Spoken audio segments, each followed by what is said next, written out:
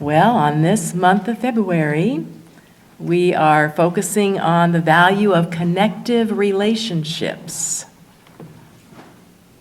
Connective relationships are important because they have that element of unity within them. There was a meditation that was written by John Donne, English clergyman and poet. He lived from 1572 to 1631. You'll recognize this as soon as I start speaking it. No man is an island, entire of itself. Every man is a piece of the continent, a part of the main. If a clod be washed away by the sea, Europe is the less, as well as if a promontory were, as well as if a manor of thy friends or of thine own were. Any man's death diminishes me, because I am involved in mankind. And therefore never send to know for whom the bell tolls. It tolls for thee.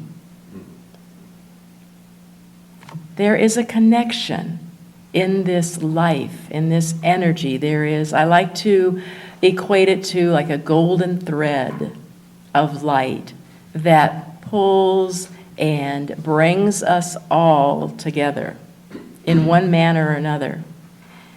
Wayne Dyer wrote, "You, a person with a vision, are like a pebble in a stream, moving ever outward to infinity, impacting all who come into contact with that ripple." Last week we started this whole premise of connecting relationships with the idea of relating to ourselves, relating to this infinite self that we are.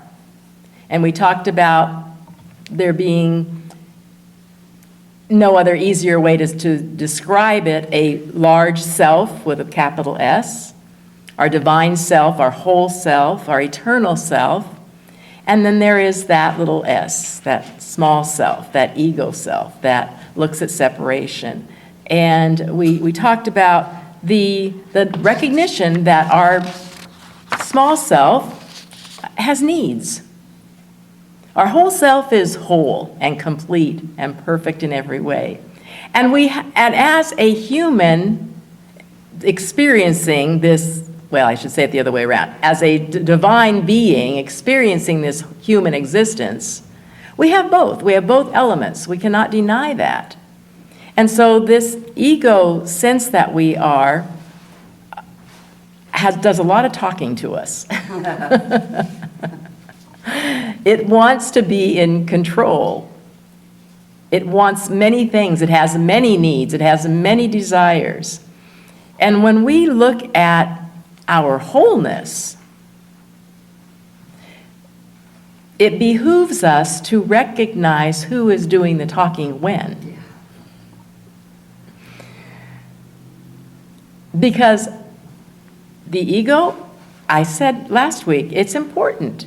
It tells us that we are an individual. It tells us a person. It has our personality. No one is all the same as anyone else. No one is identical to anyone. We're all unique. And that's the way it needs to be. That's because this infinite being is not going to reduplicate itself at all.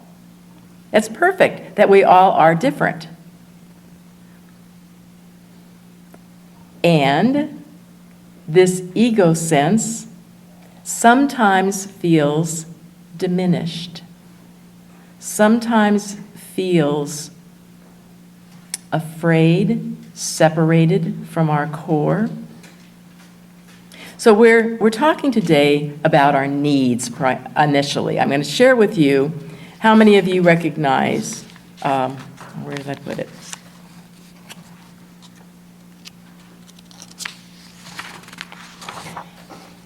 This was based on the theory of human motivation, 1943 paper.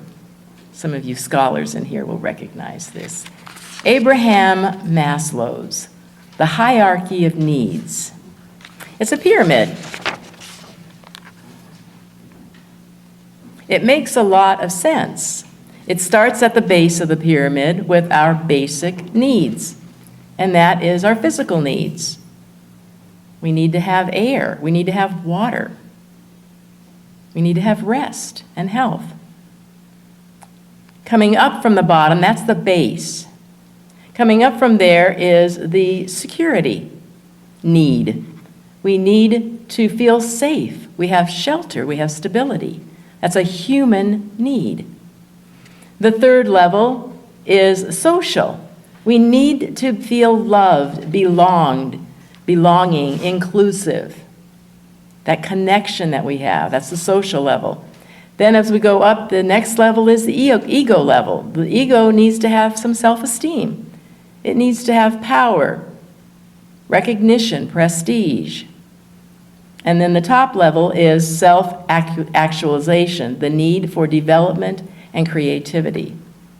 Maslow's theory is that we are unable to achieve that highest level of actualization, self-actualization, unless we have all of these other basic needs filled first. And I'm very grateful, I'm very thankful that for most of us sitting in this room, we have those two basic needs met, primarily, most of the time. Our physical needs and, our social security. I mean, we have a place to sleep at night. We're not out on the streets. And so those are filled. Then we come up to the next level, which is what? The ego, the egoic level. And that has needs. What I want to emphasize this morning, though, is to be aware. To be aware that I have an ego. It does have needs. Many people want recognition. Many people want to feel like they are part of somebody else, some other connection. This ego has a sense of power.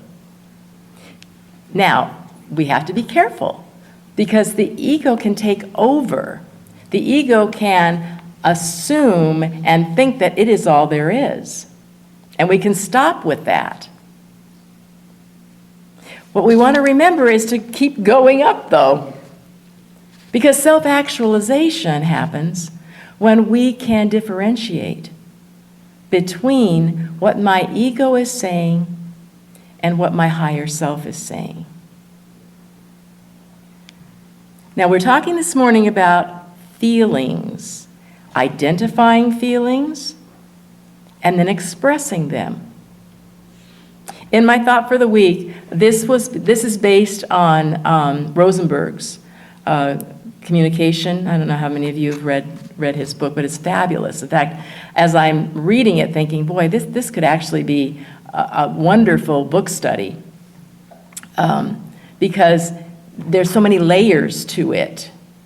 And when we feel, so our feelings, and we can say, oh, what am I feeling? Am I feeling stressed? Am I feeling sad? Am I feeling anxious? Why? Ask yourself, why is this feeling coming to me now?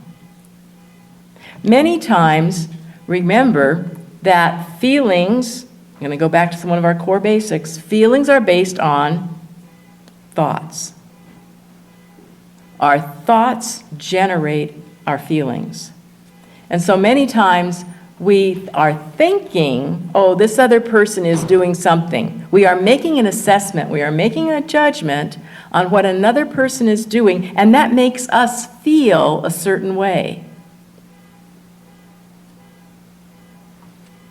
That assessment, that judgment of what the other person is doing might be correct. It might be incorrect.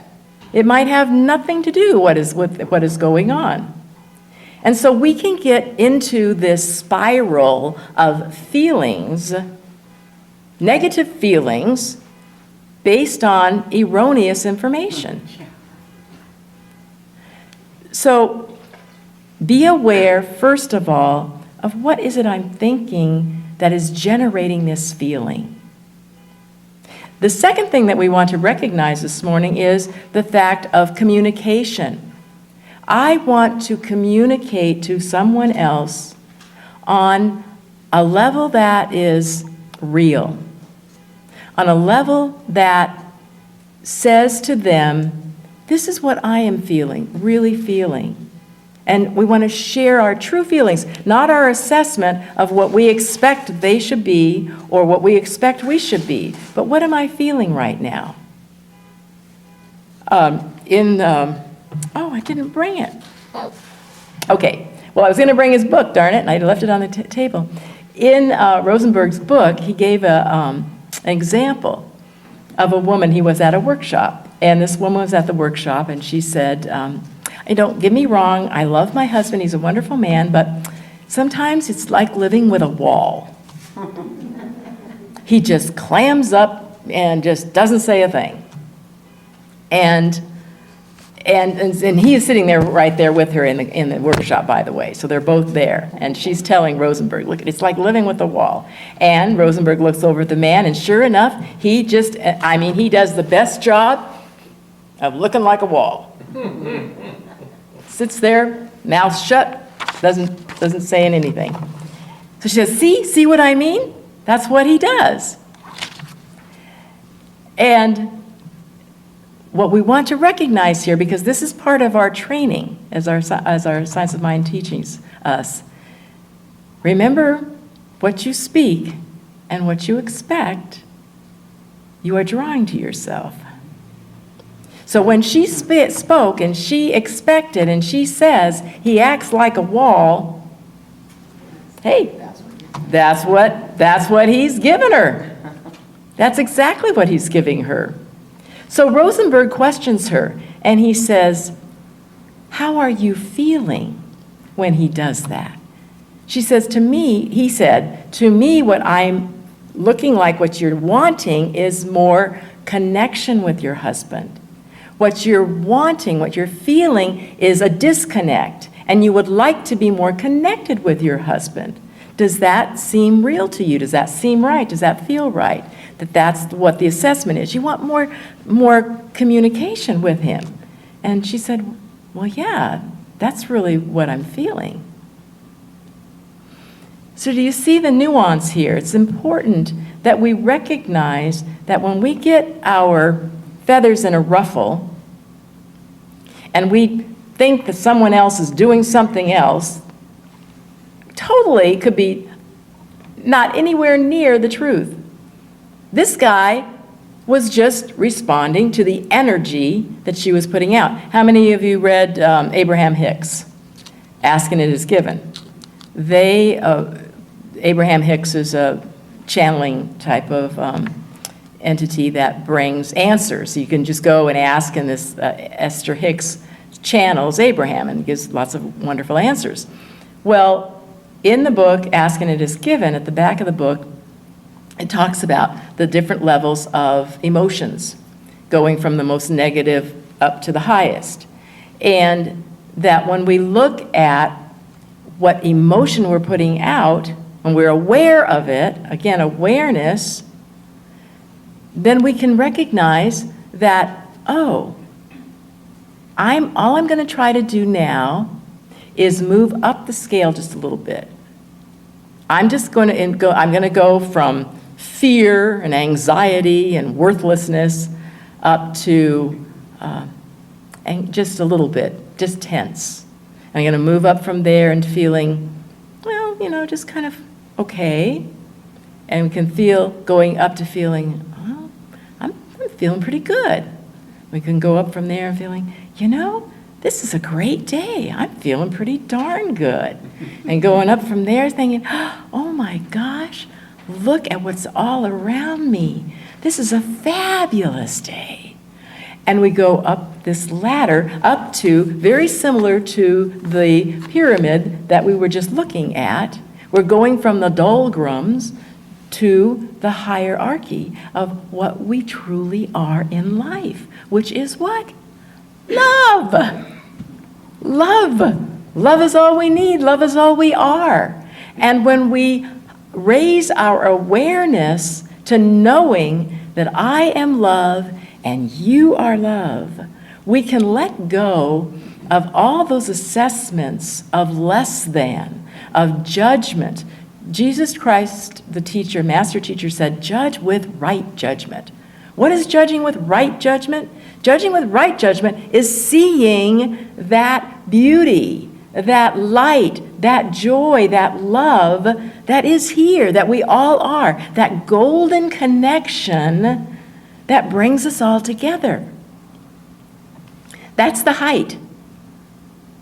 That's how, when we want to identify our feelings and express them openly, honestly, we know, and I believe this to be true, that the other person, especially if they're really connected with us, will detect, will recognize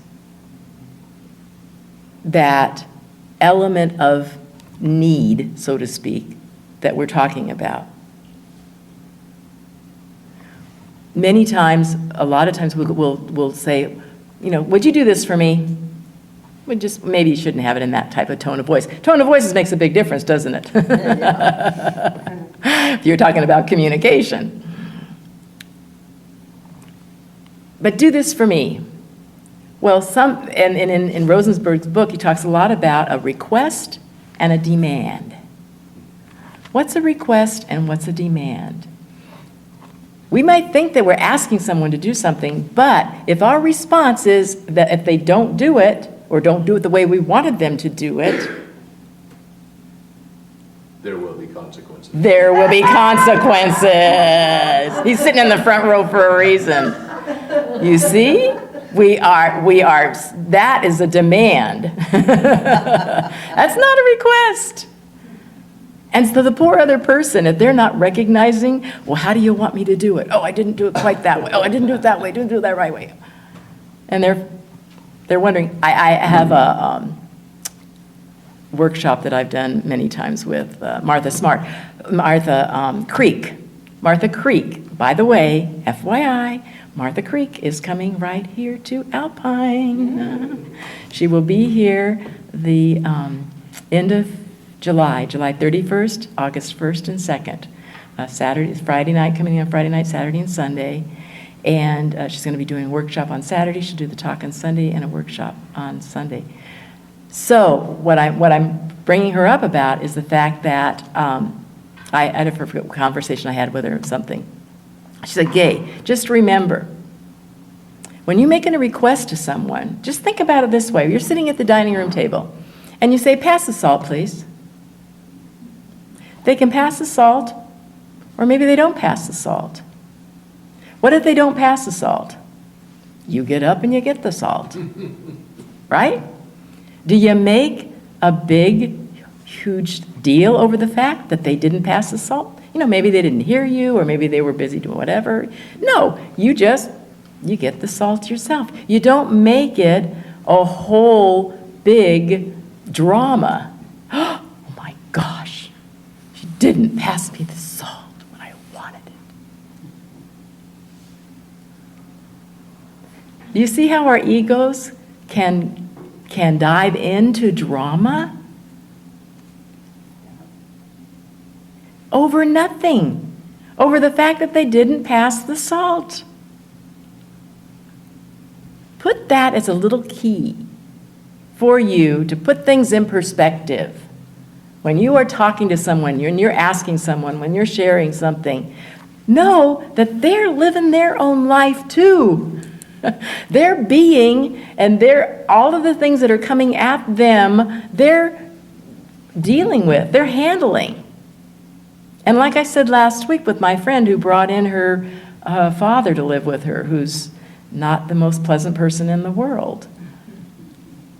She's being able to do that because she knows that I have no idea what this man has gone through in his life.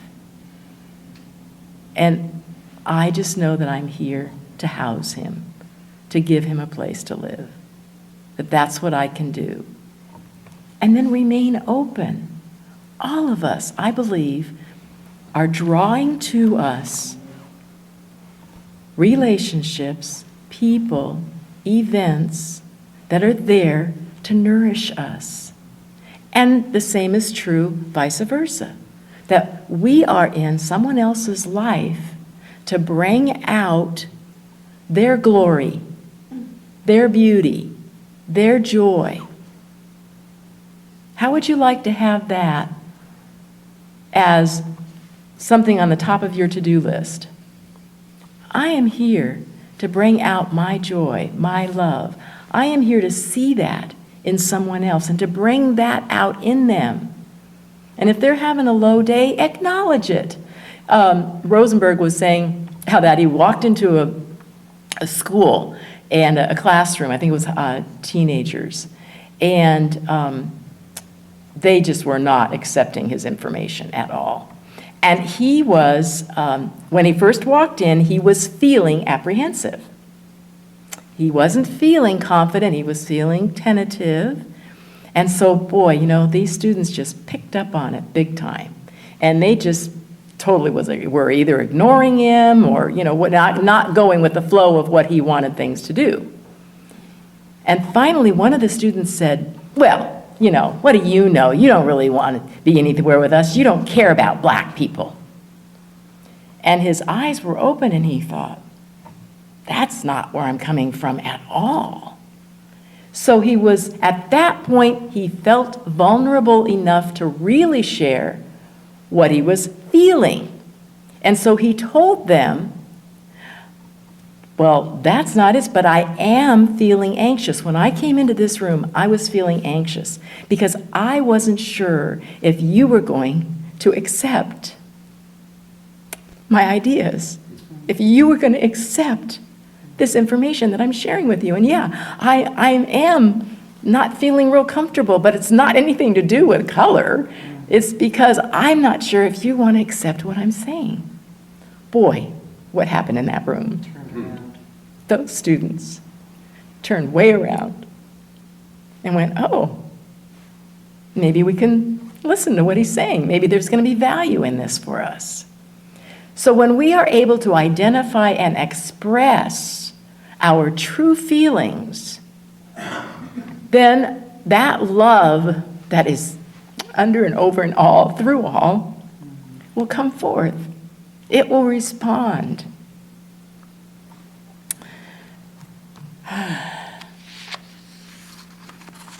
Am I reading in here? Oh, yeah, there's my notes to read, page 39. Well, I hope I conveyed the information well enough. So we want to be aware of our true feelings and to express them confidently, without judgment, without expectation of what the other person's going to do. I believe that love is all there is. And I believe that when we go into our heart and into our soul, that love will guide us, that love will lead us. And as I say probably almost every Sunday, maybe I don't say it every Sunday, but I want to. I almost caught myself using the word should. We talked about that last week too, didn't we? But I want us to recognize that this love is here for us. The ego wants to have comfort. It wants to have sameness. It wants to have this knowing what's happening. Love doesn't work that way. Love is expansive. Love is changing. Love is growing, evolving. Judging with right judgment means that we can sincerely, safely, honestly be comfortable in basking in our own light. Think about that. Are you comfortable basking in your own light? Are you comfortable letting someone else bask in their light?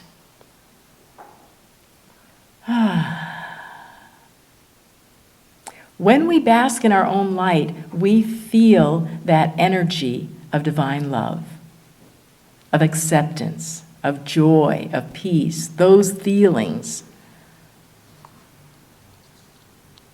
We've got many more Sundays yet in this month, so we're going to be going further into this idea of communication, into feelings, into relationships. Because we are not an island. We don't stand alone. We are here, I believe, to have our interactions and to get the benefit of each other. I wanted to share with you the reading from the Science of Mind that fits so perfectly. It's crazy, too. I shouldn't be saying crazy, but it's amazing how it fits in my topic today, and it's today's reading. It's entitled, "It's All Done with Mirrors." "Do not judge, or you will be judged. For in the same way you judge others, you will be judged, and with the measure you measure, it will be measured to you." That's Matthew, of course. And then from Science of Mind, "We should strive forward a perfect vision, a perfect conception. We should expand our thought until it realizes all good, and then cut right through all that appears to be." Says the concept of the psychological shadow is not new. Those parts of our own psyche that we reject do not go away. They are hidden from our conscious mind, and we project them outward onto others. In the 12-step tradition, this is a folksy saying: you spot it, you got it. Science tells us that we only perceive a tiny fraction of the stimuli around us. Our brains automatically edit out anything that isn't impactful or important to us. In other words, we don't see the world as it is, but as we are.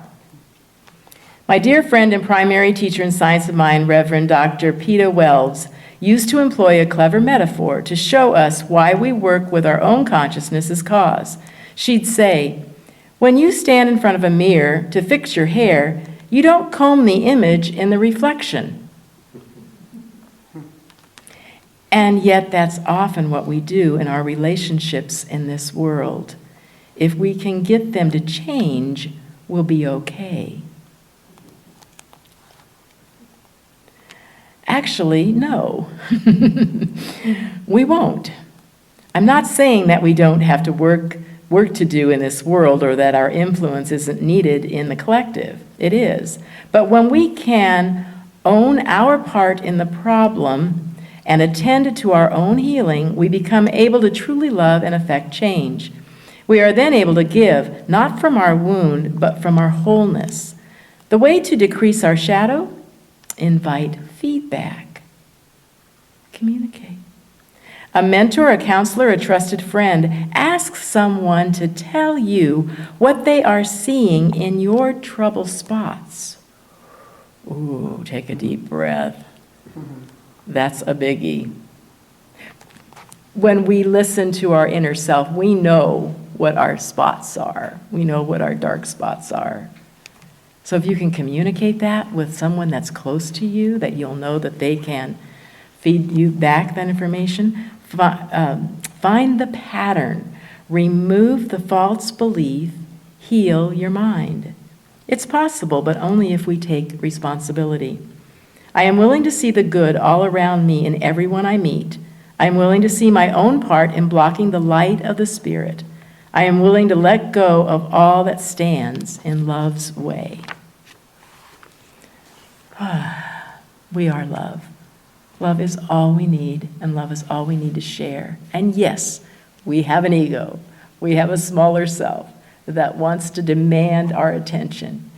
And when we become aware of who's in charge and accept our wholeness and accept another person's wholeness and let things just be and allow.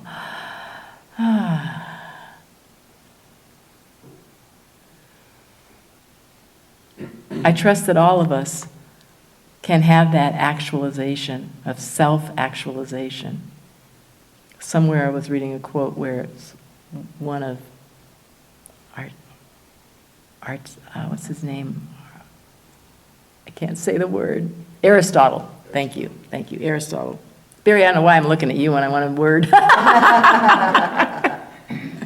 Aristotle said that all work that's done by hand that needs, all work that's paid for. In other words, when you're doing work that you're getting paid for, you're stifling creativity. Lots of people go to work. I worked at an insurance agency, for 25 years. And I equated that, a lot of that, to my counseling, to helping people, though I think there is truth that when we do what we love, there's that creative endeavor. And we are supported by the universe in it. So know you are loved. Know you are loved in return. Be aware of what you're feeling. Share those true feelings without any demand or expectation. When we cut down to that core will respond. That's what we are as love. No man is an island.